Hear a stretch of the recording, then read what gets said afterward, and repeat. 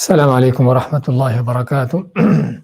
الحمد للہ رب العالمین والصلاة والسلام علی رسولہ الکریم وعلی آلہ وصحبہ ومن سار علی نہجہ الی یوم الدین وسلم تسلیما کثیرا، اما بعد۔ ہم نے سابقہ درس سورۃ الصافات کی آیت نمبر 103 سے شروع کیا تھا، ان آیات کو دہراتے ہیں۔ اعوذ باللہ من الشیطان الرجیم، فلما اسلما وتلہ للجبین، پس جب دونوں یعنی ابراہیم اور ان کے بیٹے اسماعیل علیہ السلام دونوں اللہ کے حکم کو مان کر اس کے لیے مطیع فرمانبردار ہو گئے، وَتَلَّهُ لِلْجَبِينِ، اور ابراہیم نے بیٹے کو اسماعیل کو ان کو جبین کے بل یعنی پیشانی کے کنارے کروٹ کے بل جو ہے ان کو لٹا دیا ان کو ذبح کرنے کے لیے۔ وَنَادَيْنَاهُ أَن يَا إِبْرَاهِيمُ، اور ہم نے آواز دی کہ اے ابراہیم، قد صدقت الرؤیا، یقیناً تو نے سچ کر دکھایا خواب کو، انا کذالک نجزی المحسنین، ہم اسی طرح بدلہ جزا دیتے ہیں نیکی کرنے والوں کو۔ تو یہاں پر بیان ہوا تھا کہ ابراہیم علیہ السلام نے جو خواب دیکھا تھا کہ اپنے بیٹے کو اسماعیل کو ذبح کر رہے ہیں، اور بیٹے کو خواب سنایا اور بیٹے نے بھی اللہ کے حکم کو پورا کرنے کا کہا۔ تو جب دونوں باپ بیٹا اس اللہ کے حکم کو پورا کرنے کے لیے تیار ہو جاتے ہیں اور ابراہیم اپنے بیٹے اسماعیل کو جبین کے بل کروٹ کے بل لٹاتے ہیں، اور یہاں پر بیان ہوا تھا کہ جبین کا معنی پیشانی نہیں ہے بلکہ پیشانی کا ایک طرف ہے، اور ہر انسان کی دو جبینیں ہیں، پیشانی کے دائیں اور بائیں۔ تو ذبح کرتے ہوئے جس طرح لٹانے کا انداز ہوتا ہے اس انداز سے ان کو لٹایا، نہ کہ پیشانی کے بل لٹایا، جیسا کہ قصے کہانیاں ذکر کی جاتی ہیں کہ بیٹے کی شفقت ان چیزوں کے غالب آنے سے بچنے کے لیے ان کو پیشانی کے بل لٹایا تاکہ ان کا چہرہ نہ دیکھیں، لیکن یہ ساری چیزیں قرآن کے لفظ کے بھی خلاف ہیں، اور ویسے بھی اسرائیلی قصے کہانیاں ہیں جن کی کوئی حقیقت نہیں۔ تو اس انداز سے ان کو لٹا کر ذبح کرنے کے لیے چھری چلا دی، تو اس وقت اللہ تعالیٰ ان کو آواز دیتا ہے کہ ابراہیم قد صدقت الرؤیا، تو نے خواب سچ کر دکھایا۔ اور یہاں پر خواب سچ کر دکھانے کا انداز بھی بیان ہوا تھا کہ اگر کوئی یہ کہے کہ اسماعیل علیہ السلام ذبح تو نہ ہوئے کہ جو خواب سچا ہو گیا، تو اس میں خواب جو تھا وہ ذبح کرنے کا نہیں تھا بلکہ ذبح کرتے ہوئے دیکھنے کا تھا۔ تو اس حد تک انہوں نے اپنے خواب کو پورا کر دکھایا تھا کہ بیٹے کو ذبح کرنے کے لیے جو انداز ہو سکتے ہیں اور جو اس کے لوازمات ہو سکتے ہیں پورے کر دیے، یعنی سب سے پہلے تیار ہو گئے، عزم ارادہ کر لیا، اور پھر ذبح کرنے کے لیے جو جو چیزیں مطلوبہ ہوتی ہیں سبھی چیزیں لے لی، بیٹے کو لٹا دیا، اور چھری چلانے کے لیے چھری چلانا شروع کر دی، یہ ساری چیزیں کر دیں۔ تو یہ تھا وہ خواب جو نے دیکھا تھا کہ انی اذبحک، کہ میں یہ دیکھ رہا ہوں کہ میں تمہیں ذبح کر رہا ہوں، یہ نہیں دیکھا تھا کہ میں نے تمہیں ذبح کر دیا ہے۔ اگر ذبح کر دیا ہوتا پھر جو ہے اعتراض ہوتا، یا پھر جو ہے اشکال پیدا ہوتی کہ کیسے جو ہے خواب سچا ہوا۔ تو خواب انہوں نے صرف یہ دیکھا تھا کہ بیٹے کو ذبح کر رہے ہیں، تو ذبح کرنے کا عمل انہوں نے کر دیا، یعنی ذبح کرنے کا جو انداز تھا وہ چیز پوری کر دی، باقی ذبح نہ ہو پائے، اللہ کی جس طرح کی تقدیر تھی۔ انا کذالک نجزی المحسنین، ہم اسی طرح بدلہ جزا دیتے ہیں نیکی احسان کرنے والوں کو، جس میں اللہ تعالیٰ کی بہت بڑی جو حکمت ہوتی ہے اپنے نیک مومن بندوں کی آزمائشوں کی، اس کا بیان ہوتا ہے کہ اللہ تعالیٰ خود جو ہے اپنے فضل اپنے کرم سے اپنے نیک مومن بندوں کی آزمائشیں کرتا ہے، ان کو آزمائشوں میں ڈالتا ہے اور آزمائشوں میں پورا اترنے کی توفیق دیتا ہے، پھر ان کو خود ہی آزمائشوں سے نکالتا بھی ہے، اور آزمائش میں ڈالا کیوں اور سارا کچھ کیوں کیا، کہ تاکہ ان کے درجات کو، ان کے مقامات کو ان کو بلند کر دے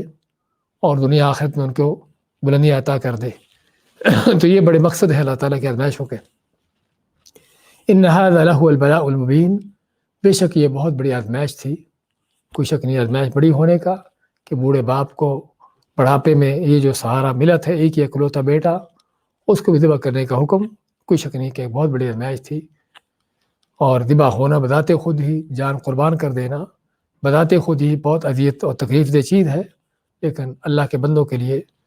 جان و مال اور ہر چیز، دنیا کی ہر چیز جو ہے اللہ کی محبتوں کے سامنے ہیچ ہوتی ہے۔ وَفَدَيْنَاهُ بِذِبْحٍ عَظِيمٍ، اور ہم نے ان کو یعنی کہ اسماعیل علیہ السلام کو فدیہ میں بچا لیا، فدیہ دے کر، بِذِبْحٍ عَظِيمٍ، بہت بڑے قربانی سے، بہت بڑی ذبح سے، یعنی ایک مینڈا ذبح کروا کے ان کو بچا لیا، اور اس کو ذبح بڑی قربانی بڑی ذبح کا نام دینے کا مقصد اس کے پیچھے بھی کہ جو ابراہیم اور اسماعیل علیہ السلام کے عظیم قربانی دینے کا انداز تھا، اور یہ بھی کہ اللہ تعالیٰ جو اس قربانی کو ہمیشہ کے لیے باقی جاری رکھنا تھا۔ اسے ما وترکنا علیہ فی الآخرین، اور ہم نے اس بات کو ان پر چھوڑ دیا پیچھے آنے والوں میں اس کے لیے بات چھوڑ دی، یعنی کہ سنت قائم کر دی قربانی کی بھی، اور یہ بھی سنت قائم کر دی کہ سلام علی ابراہیم، کے پیچھے آنے والے ابراہیم علیہ السلام پر سلامتی بھیجتے رہے، ان پر سلام کہتے رہے۔ کذالک نجزی المحسنین، اسی طرح ہم بدلہ جزا دیتے ہیں نیکی کرنے والوں کو، کہ زندگی میں بھی ان کو آزمائشوں میں ڈال کر مقامات ان کے درجات بلند کرتے ہیں، اور ان کے دنیا سے جانے کے بعد بھی ان کا ذکر خیر جاری کر دیتے ہیں، ان کی ہوئی نیکی کے اعمال، ان کی اچھائیاں، اور ان کی جو اس طرح کی خیر اور حسنات ہوتی ہیں ان کو دنیا کے اندر جاری رکھ دیتے ہیں، تاکہ اس کا اجر و ثواب ان کو ملتا رہے۔ انہ من عباد المؤمنین، بے شک وہ ہمارے نیک مومن بندوں میں سے تھے، جس میں مزید پتہ چلا کہ ایمان کا درجہ کتنا عظیم درجہ ہے، کہ اصل یہی اونچا درجہ ہے جو کسی بندے کو حاصل ہوتا ہے۔ باقی دعائیں رہ گئی تھیں جن کو ابھی مکمل کرتے ہیں اگلے درس میں۔ اعوذ باللہ من الشیطان الرجیم، وبشرناه بإسحاق نبيا من الصالحين وباركنا عليه وعلى إسحاق ومن ذريتهما محسن وظالم لنفسه مبين۔ وبشرناه بإسحاق، اور ہم نے بشارت دی ان کو، یعنی ابراہیم علیہ السلام کو، اسحاق کی نبی من الصالحین، کہ جو نبی ہوں گے اللہ کے نیک بندوں میں سے، وبارکنا علیہ، اور ہم نے برکت ڈالی ان پر، یعنی یا تو ابراہیم علیہ السلام کا ذکر ہو سکتا ہے یا اس میں اسماعیل علیہ السلام مراد ہو سکتے ہیں، وعلی اسحاق، اور اسحاق پر، ومن ذریتہما، ان دونوں کی اولادوں میں نسلوں میں سے، محسن، نیک لوگ بھی ہیں، وظالم، اور ظالم بھی ہے، لنفسہ ہی، اپنی جان پر ظلم کرنے والے، مبین، کھلے طور پر، وظالم لنفسہ مبین، اور اپنی جانوں پر کھلے انداز سے ظلم کرنے والے بھی ہیں۔ سورہ صافات کی آیت نمبر 113 اور 114 کی، بلکہ 112 اور 113 کی تلاوت اور ترجمہ پیش کیا گیا ہے۔ فرماتا اللہ تعالیٰ وبشرناہ باسحاق نبیا من الصالحین، کہ ہم نے ان کو بشارت خوشخبری دی اسحاق کی، کہ جو نبی ہوں گے نیک لوگوں میں سے۔ آیتوں کے قصے کے سیاق و سباق ہم کو واضح بتاتا ہے کہ اسماعیل علیہ السلام ابراہیم علیہ السلام کے پہلے بیٹے تھے، اور اسحاق جو ہے ان کے بعد اللہ نے ان کو بشارت خوشخبری دی۔ ایک تو یہ چیز کہ ترتیب کے لحاظ سے کہ اسماعیل پہلے ہیں اور اسحاق بعد میں ہیں، اور دوسرا اس واقعے اور قصے کے سیاق و سباق سے یہی پتہ چلا کہ جو ذبح ہونے والے تھے وہ اسماعیل علیہ السلام تھے، نہ کہ اسحاق علیہ السلام تھے۔ اور یہاں پر تفصیل سے جاننے کی ضرورت ہے، کیونکہ یہاں پر بہت بڑے شبہ پیدا کیے جاتے ہیں، خصوصاً اہل کتاب کی طرف سے شبہ نہیں بلکہ مغالطے اور بلکہ تحریفات اور بگاڑ پیدا کیا گیا ہے اللہ کی کتابوں میں، اور حقائق کو پلٹا گیا ہے، جس طرح کہ عام طور پر اس طرح کے باطل پرستوں کا انداز ہوتا ہے، حقائق کو پلٹنا اور ان کو الٹ پلٹ کرنا اور ان کو غلط خلط ملط کر کے لوگوں کو دینا۔ تو چنانچہ یہاں پر بھی اہل کتاب کی ان کے جو گمراہ کن لوگ ہیں ان کے سازشوں میں سے ایک سازش جو ہے وہ کیا ہے کہ قرآن کے سنت کے ان حقائق کو پلٹا، تاریخ کے ان حقائق کو پلٹ کر جو ہے لوگوں کے سامنے کچھ اور پیش کیا۔ تو چنانچہ ذبح ہونے والے جو ہیں ان کو اسماعیل کے بجائے اسحاق بنا دیا، اور یہ سراسر جھوٹ ہے، غلط ہے اور دھاندلی ہے، اور حقائق کو پلٹنا ہے۔ اس کی قرآن کریم میں بھی اس واقعے میں بلکہ کئی دلیلیں ہیں۔ اس واقعے میں بھی سب سے پہلے واقعے کا سیاق و سباق کہ اللہ نے پہلے اس بیٹے کا ذکر کیا جو غلام حلیم ہے، کہ جو ابراہیم علیہ السلام نے دعا کر کے مانگا تھا، اور اللہ نے ان کو دیا اور ان کو حلیم کا نام دیا، اور پھر جب وہ بھاگ دوڑنے کے قابل ہوا تو اللہ نے ان کو باپ کو حکم دیا، یہ خواب دکھا دیا ابراہیم علیہ السلام کو کہ اس بیٹے کو ذبح کرے۔ اور تو سارا اس ذبح کا واقعہ ہونے کے بعد اس کے بعد اللہ فرماتا ہے وبشرناہ باسحاق، کہ ہم نے ان کو پھر بشارت دی اسحاق بھی۔ تو ترتیب جو ہے وہ ظاہر کرتی ہے کہ اسماعیل علیہ السلام پہلے پیدا ہو چکے تھے، اور انہیں کے لیے ذبح ہونے کا سارا معاملہ پیش آ رہا تھا۔ تو سب سے پہلے اسی واقعے کے اندر ہی، اس آیات کے اندر ہی اس بات کی دلیل ہے کہ یہاں پر ذبح ہونے والے اسماعیل علیہ السلام ہیں، نہ کہ اسحاق ہے، کیونکہ اسحاق تو اس سارے واقعے کے بعد ان کی بشارت آتی ہے ان کے پیدا ہونے کی۔ اور دوسری چیز کہ اللہ تعالیٰ نے یعنی کہ یہاں پر یعنی کہ ابراہیم علیہ السلام کی دعاؤں میں سے ہم دیکھتے ہیں ترتیب کے لحاظ سے ہی، ابراہیم علیہ السلام کی دعا کیا ہے؟ الحمدللہ الذی وہب لی علی الکبر اسماعیل و اسحاق۔ سورہ ابراہیم میں ان کے جو دعا اللہ ذکر کی ہے کہ سب تعریف اللہ کی ذات کے لیے ہیں کہ جس نے مجھے عطا کیا میرے بڑھاپے میں اسماعیل اور اسحاق۔ یہاں پر بھی ترتیب کے لحاظ سے آیتوں کا سیاق و سباق بتاتا ہے کہ اسماعیل پہلے پیدا ہوئے اور اسحاق بعد میں پیدا ہوئے، اور اصل جن کو ذبح کیا گیا وہ اسماعیل ہی تھے۔ اسی طرح اللہ تعالیٰ نے اسماعیل علیہ السلام کے بارے میں فرمایا فبشرناہ بغلام حلیم، کہ ہم نے ان کو بشارت دی ایسے بیٹے کی کہ جو حلیم بردبار ہوگا۔ جبکہ جب اسحاق علیہ السلام کا ذکر آتا ہے تو وہاں پر فرمایا فبشرناہ بغلام علیم، کہ ہم نے ان کو بشارت دی ایسے بیٹے کی جو علم والا ہوگا۔ انا نبشرک بغلام علیم، دوسری آیت میں کہ ہم بے شک تم کو بشارت دیتے ہیں ایسے بیٹے کی، ایسے بچے کی جو جاننے والا علم والا ہوگا۔ تو اسحاق کو علیم کہا اور اسماعیل کو حلیم کہا، اور دونوں کے کاموں کے اندر دیکھا جائے، دونوں کی سیرتوں میں دیکھا جائے تو پتہ چلتا ہے کہ واقعی اسحاق علیہ السلام کو اللہ نے نبوت سے نوازا، اسماعیل علیہ السلام کو بھی نبوت سے نوازا، لیکن اسحاق علیہ السلام کو جو علم دیا کہ جس علم کی وجہ سے آگے ان کی نبوت کا سلسلہ چلا اور بنی اسرائیل کے سینکڑوں کی تعداد میں انبیاء آتے ہیں، اس علم کے وارث بنتے ہیں، تو اسحاق علیہ السلام کے حوالے سے علم کا بیان کیا، جبکہ اسماعیل علیہ السلام کے حوالے سے حلم کا بیان کیا، بردباری کا، کہ جن کے بچپن سے لے کر ہی اللہ تعالیٰ نے جو ان کی آزمائشیں کی تھیں کہ مکہ کی بے آب و گیا اس وادی میں چھوڑا جانا ان کا، اور پھر جب بچپن یعنی کہ تھوڑا بھاگنے دوڑنے کے لائق قابل ہوتے ہیں، لڑکپن کو پہنچتے ہیں، تو ان کو ذبح کیا جانے کا امتحان، تو اس طرح کے بڑے بڑے آزمائشوں سے ان کو گزارا کہ جن کے لیے جو حلیم کی بردبار ہونے کی ضرورت تھی۔ تو جسے پتہ چلا کہ ذبح کا تعلق جو ہے، ذبح کا معاملہ اسماعیل علیہ السلام کے ساتھ پیش آیا، نہ کہ اسحاق علیہ السلام کے ساتھ۔ ان کے اس صفت کے ساتھ ہی اللہ نے بیان کی ہے حلیم اور علیم کی۔ اسی طرح یہ بھی کہ جب فرشتوں نے ابراہیم علیہ السلام کی بیوی سارہ کو اسحاق کی خوشخبری دی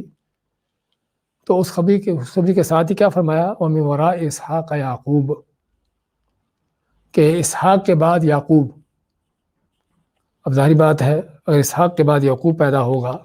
یعنی اسحاق سے یعقوب پیدا ہوگا، تو کیا اسحاق کو پھر بچپن میں ذبح کر دیا جائے گا؟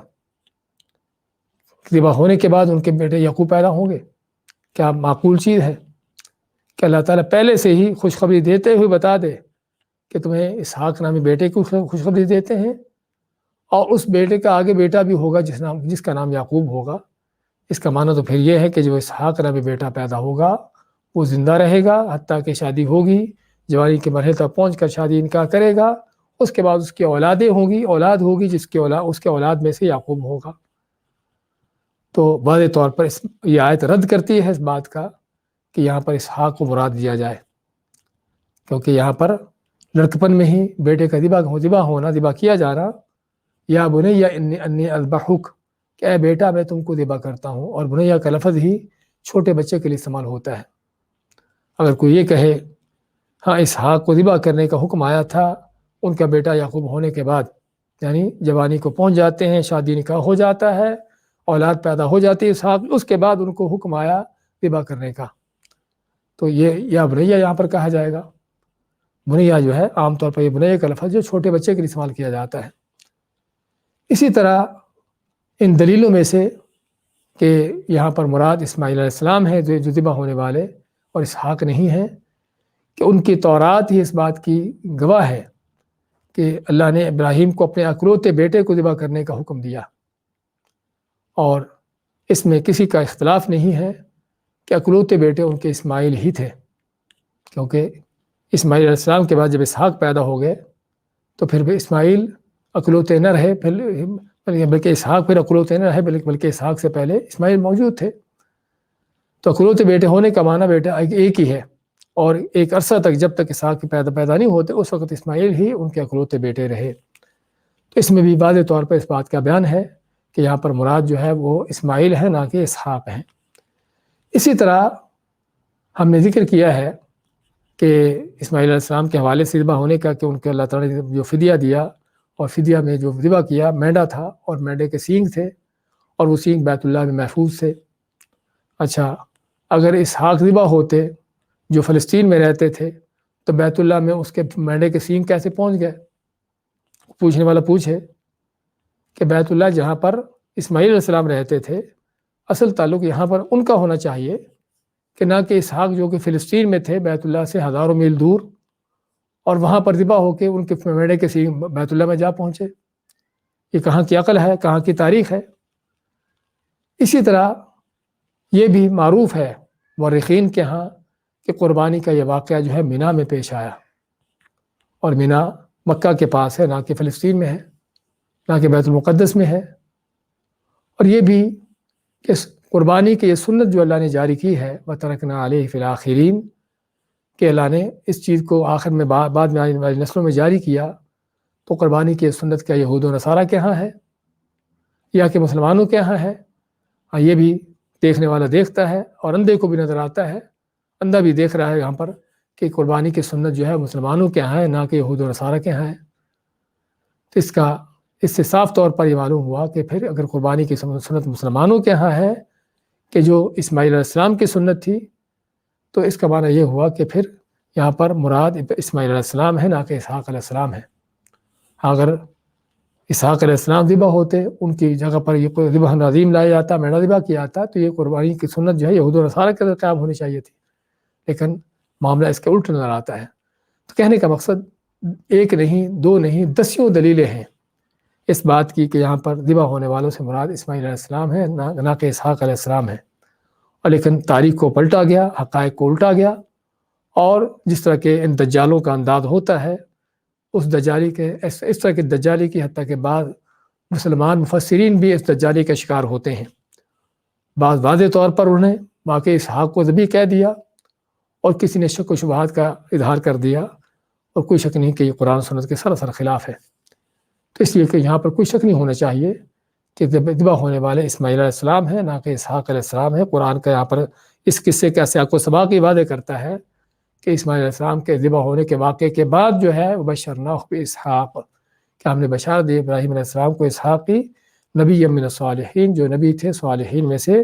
اور ان کی توراتیں ہی، ان کی بائبلیں ہی اس بات کی گواہی دیتی ہیں کہ ابراہیم علیہ السلام کی عمر 86 سال کی تھی جب اسماعیل پیدا ہوئے، اور ان کی عمر 100 سال کی تھی جب اسحاق پیدا ہوئے۔ تو یہ حقائق کھلے طور پر رد کرتے ہیں اس دعوے کا، اس شبے کا جو اہل کتاب نے چھوڑا ہے۔ وَبَشَّرْنَاهُ بِإِسْحَاقَ، ان کو بشارت دی ہم نے اسحاق کی، بیٹے کی، دوسرے بیٹے کی، نبی جو نبی ہوگا۔ اللہ تعالیٰ نے ان کے نام کے بھی تجویز کر دیا کہ نام کیا ہوگا، اور ان کا یہ بتا دیا کہ بیٹا ہوگا کون، نبی ہوگا۔ اور نبی ہونا بھی یہاں پر واضح کرتا ہے جو ہم نے بتایا ہے کہ نبی کیسے جو ہے بچپن ذبح ہو جائے گا، وہ کیسے پھر آگے چل کر نبی بنے گا۔ تو اللہ نے بشارت دیتے ہوئے بتا دیا تھا کہ اسحاق نام کا بیٹا ہوگا جو نبی ہوگا،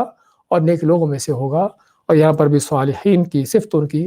اس بات کی دلیل دیتی ہے کہ صلاح کا یہ درجہ جو ہے اللہ کے ہاں کس قدر عظیم درجہ ہے، کہ بڑے بڑے عظیم الشان انبیاء اس کی تمنا بھی کرتے رہے ہیں، اور اللہ تعالیٰ ان کو یہ صفت بھی دیتا رہے۔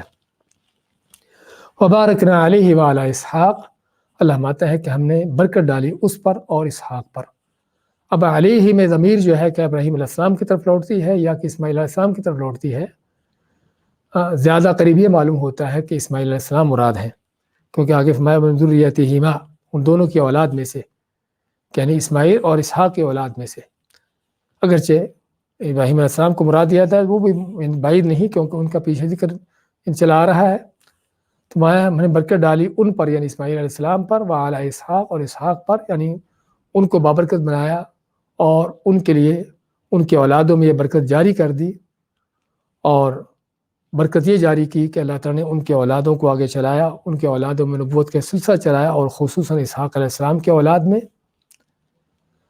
تو ومن ذریتہما محسن وظالم لنفسہ مبین، کہ لیکن ان دونوں کی اولادوں میں سے یعنی برکت ڈالی اسحاق اور اسماعیل اور اسحاق پر، اور اس برکت میں اولادوں کا پیدا ہونا، اور خصوصاً اسحاق علیہ السلام کی اولاد میں نبوت کا سلسلہ چلانا اور بے شمار انبیاء کا آنا، اور اسماعیل علیہ السلام کے بھی اولاد میں نبوت کا سلسلہ رسول اکرم صلی اللہ علیہ وسلم کے انداز سے جاری رہنا، تو یہ برکت تھی ان کے اوپر۔ لیکن یہ برکت کیا ان کے اولادوں کے اندر ہر آدمی پر یہ برکت جاری رہی، یعنی جو بھی اسماعیل علیہ السلام کی نسل سے تھا اور جو بھی اسحاق علیہ السلام کی نسل سے جو بھی تھا، قیامت تک کے لیے ان کے اوپر یہ برکت جاری رہی۔ اور اس برکت جاری رہنے کا معنی کہ سبھی نیک متقی پرہیزگار اور بخشے بخشائے ہیں، یا یہ برکتیں خاص ہیں کہ بعض لوگوں کے لیے اور بعض لوگوں کے لیے نہیں ہوں گی۔ فرمایا کہ بارکنا علیہ وعلی اسحاق، ہم نے اس پر اور اسحاق پر برکت ڈالی، صرف دونوں پر، نہ کہ ان کے اولادوں پر۔ اور اولادوں پر، ان اولادوں کا معاملہ کیا ہے؟ ان اولادوں کا معاملہ آگے اگلے جمعے میں بیان ہوا ہے، ومن ذریتہما محسن وظالم لنفسہ مبین۔ اور جہاں تک ان کی اولادوں کا، ان کی نسلوں کا تعلق ہے، تو ان کے اندر کچھ نیک بھی ہیں، محسن بھی ہے، اور ظالم لنفسہ مبین، اور دوسرے کچھ کھلے طور پر، ظاہر طور پر جانوں پر ظلم کرنے والے بھی ہیں، چاہے وہ مشرک ہوں، چاہے وہ فاسق فاجر ہوں، گناہ گار ہوں۔ تو یہ ان کی نسلوں کا یہ حال ہے، اور جس میں حقیقت میں بہت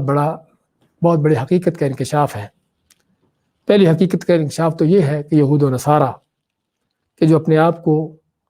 ان انبیاء کی، ابراہیم علیہ السلام اور پھر اسحاق اور یعقوب علیہ السلام کی اولاد ہونے کی بنیاد پر سمجھتے تھے کہ وہ اللہ کے چنے ہوئے بندے ہیں، شعب اللہ المختار ہیں، اللہ کی وہ چنی ہوئی قوم ہے کہ جو اللہ نے خاص کی ہے، جن کو کسی طرح کا عذاب نہیں ہوگا، جنتوں کے مالک یہی ہوں گے۔ طرح کے ان کے جو خام خیالیاں تھیں، ان کے جو دعوے تھے، اس کا رد ہوتا ہے کہ اللہ تعالیٰ نے برکت ڈالی اسحاق اور اسماعیل علیہ السلام پر، لیکن ان کے اولادوں کے اندر نیک بھی ہیں، بد بھی ہیں۔ اس کا معنی یہ ہوا کہ صرف ان کی نسبت کر لینا ہی اسحاق یا اسماعیل علیہ السلام کی طرف جو ہے، یہ ان کے لیے کسی شرف کی دلیل نہیں ہے۔ ہاں، خاندانی لحاظ سے شرف ضرور ہے، کوئی شک نہیں، لیکن اللہ کے ہاں کوئی اس کا شرف نہیں ہے۔ اللہ کے ہاں اللہ تعالیٰ کسی کے خاندان کو، حسب و نسب کو نہیں دیکھتا، اللہ یہ دیکھتا ہے کہ بندے کا خود کا عمل کیا ہے۔ ان اللہ لا ينظر الى صورکم ولا الى اعمالکم، نہ تمہارے اللہ تعالیٰ چاہے شکل صورت دیکھتا ہے، ولا الى اموالکم، نہ تمہارے مال دیکھتا ہے، اور نہ تمہارے حسب و نسب کو دیکھتا ہے۔ اللہ تعالیٰ دیکھتا ہے تو تمہارے اعمال دیکھتا ہے کہ تمہارے عمل کیا ہیں، تمہارے کردار کیا ہیں۔ اس لیے ایک تو خام خیالی جو یہود و نصارہ کی تھی، اس کو دور کیا گیا کہ تم اپنے آپ کو جو اللہ کی بڑی چنیدہ اور بڑی یعنی کہ برگزیدہ اپنے آپ کو قوم سمجھتے ہو، یہ خام خیالی تمہاری غلط ہے۔ ہاں، نبیوں کی اولاد تم ضرور ہو، لیکن اولاد ہونے کا معنی یہ نہیں کہ جو تم بھی برائی جو بھی کرتے چلے جاؤ بخشے بخشائے، ایسا نہیں ہے۔ اور دوسری طرف قریش، ان کی بہت بڑی خام خیالی تھی کہ وہ ابراہیم علیہ السلام، اسماعیل علیہ السلام کے اولاد میں سے ہیں، اور اس وجہ سے وہ بڑے برگزیدہ ہیں، بڑا ان کا شرف ہے، بڑا ان کا مقام ہے، اور اس مقام کی بنیاد پر وہ جو بھی کر لیں، ان کے کسی چیز کا کوئی گناہ کا پکڑ نہیں۔ تو قریش کی بھی اس خام خیالی کا رد کیا گیا کہ جب تک تم اللہ کے، ابراہیم علیہ السلام کے دین پر نہیں، ان کے طریقے پر نہیں، اپنے جد امجد اسماعیل علیہ السلام کے طریقے پر نہیں، اس وقت تک تمہیں اپنی صرف خالی نسبت کرنے کا کوئی فائدہ نہیں۔ تو اسے مائع ومن ذریتہما، ان دونوں کے اولاد میں سے، ان کی نسلوں میں سے، محسن، کچھ لوگ نیک تھے، وظالم لنفسہ مبین، اور کچھ دوسرے کہ جو اپنی جانوں پر کھلے طور پر ظلم کرنے والے تھے۔ تو جس میں اس آیت میں حقیقت میں سید ذاتگی کی اور صاحب زادہ ہونے کی ان چیزوں کی جڑ کاٹی گئی ہے کہ کسی کا، اس کے آباء و اجداد کا بڑے ہونا، عظیم ہونا، انبیاء ہونا، اس طرح کی چیزیں ہونا کوئی حیثیت نہیں رکھتا اگر وہ خود جو ہے عملی طور پر ان کی طرف منسوب نہیں ہے، اس کا عمل و کردار ان سے نہیں ملتا، تو اس کی خالی حسب و نسب کی نسبت جو ہے اس کے کسی کام کی نہیں ہے۔ اور اس کی جڑ کاٹنے کے ساتھ ساتھ ہمارے امت مسلمہ کے اندر بھی بعض ان لوگوں کے وہم و گمان دور کر دیے گئے کہ جو سمجھتے ہیں کہ ہم تو سید زادہ ہیں، اور ہم تو آپ کی آل میں سے ہیں، آپ کے اولاد میں سے ہیں، حسن یا حسین کے اولاد میں سے اپنے آپ کو منسوب کرتے ہیں کہ جو بھی، اور پھر اس پر ان کے خام خیالی ہے کہ وہ جو بھی جرم گناہ بدکاریاں بے حیائیاں حرام خوریاں کرتے چلے جائیں، ان کی کوئی پکڑ نہیں، ایسا نہیں ہے۔ بلکہ اگر نوح علیہ السلام کا حقیقی بیٹا ان کی آنکھوں کے سامنے غرق ہوتا ہے اور نوح علیہ السلام کی سفارشیں اس کے کام نہیں آ سکتی، اس طرح رسول کریم صلی اللہ علیہ وسلم اپنی چہیتی بیٹی کو، کہ جس کے آگے نسل سے یہ آگے سید آگے پیدا ہوتے ہیں، اس بیٹی کو مخاطب کر کہتے ہیں کہ میں اللہ کے ہاں تیرے کسی کام نہ آؤں گا، تمہارا عمل ہی کام آئے گا۔ تو اگر چہیتی بیٹی کے عمل کام آئے گا اور کوئی چیز کام نہیں آئے گی، تو اس بیٹی کے آنے والی نسلوں کے کیا صرف نسبتیں کام آ جائیں گی؟ تو حقیقت میں یہاں پر بہت بڑے مغالطوں کا ازالہ ہوا ہے کہ خالی حسب و نسب کا انتصاب جو ہے وہ کافی نہیں ہے، کہ جب تک وہ حقیقی معنوں میں عمل و کردار میں، عقیدے منہج میں اور ایمان میں جو ہے نسبت نہ ہو۔ تو یہ معنی وَمِن ذُرِّيَّتِهِمَا مُحْسِنٌ وَظَالِمٌ لِنَفْسِهِ مُبِينٌ، اور ان دونوں کی اولاد میں سے یعنی اسماعیل اور اسحاق کی اولاد میں سے کچھ نیک لوگ بھی ہوں گے اور نیک لوگ ہوتے رہے۔ اسحاق علیہ السلام کے اولاد میں سے بے شمار انبیاء بھی ہوتے رہے، آپ اسماعیل علیہ السلام کے اولاد میں سے بھی نیک لوگ آتے رہے، بذات خود قریش میں وہ بھی لوگ موجود تھے جو خالصتاً اللہ کی عبادت کرنے والے تھے، اور پھر آخر میں رسول کریم صلی اللہ علیہ وسلم کا آنا، آپ کی بعثت ہونا، کہ جو امام الانبیاء ہیں، محسنین کے بلکہ امام ہیں، وظالم لنفسہ مبین، اور ان میں ایسے بھی ہوں گے کہ اپنی جانوں پر کھلے طور پر ظلم کرنے والے، اور کھلا ظلم شرک سے بڑھ کر نہیں کوئی، یعنی شرک کرنے والے ہوں گے۔ ابو جہل جیسے بھی، ابو لہب جیسے بھی، عتبہ شیبہ جیسے بھی، یہ سارے کون ہیں؟ اسماعیل علیہ السلام کے اولاد میں سے ہیں، اسماعیل علیہ السلام کے اولاد ہی تو ہیں یہ۔ تو اس طرح کے لوگ بھی ہوں گے، ورنہ اگر یہ کہا جائے کہ نبیوں کی اولاد ہیں تو پھر تو ابو جہل بھی بخشایا ہے، ہاں پھر تو ابو لہب بھی بخشایا ہے، پھر تو کسی کا قریش کے کسی آدمی کو کافر نہیں کہہ سکتے۔ تو اس لیے ان حقیقتوں کو جاننے کی ضرورت ہے کہ صرف خالی سید زادگی اس طرح کی چیزیں اللہ تعالیٰ کے ان کی کوئی حیثیت نہیں ہے، کہ جب تک انسان کا عمل، اس کا کردار، اس کا عقیدہ، اس کا ایمان جو ہے وہ اللہ کے ان نیک بندوں کے ساتھ نہیں ملتا۔ دوبارہ دیکھیں آج کی آیتوں کو، وَبَشَّرْنَاهُ بِإِسْحَاقَ، اور ہم نے بشارت دی ابراہیم علیہ السلام کو اسحاقی نبیًا، جو نبی ہوگا، من الصالحین، نیک لوگوں میں سے، نیک بندوں میں سے، وَبَارَكْنَا عَلَيْهِ، اور ہم نے برکت ڈالی اس پر، یعنی ابراہیم یا اسماعیل پر، وَعَلَىٰ اسحاق، اور اسحاق پر، وَمِن ذُرِّيَّتِهِمَا، ان دونوں کی نسلوں میں سے، محسن، نیک لوگ بھی ہیں، وَظَالِمٌ لِنَفْسِهِ مُبِينٌ، اور اپنی جانوں پر کھلے طور پر ظلم کرنے والے بھی ہیں۔ بارک اللہ فیک۔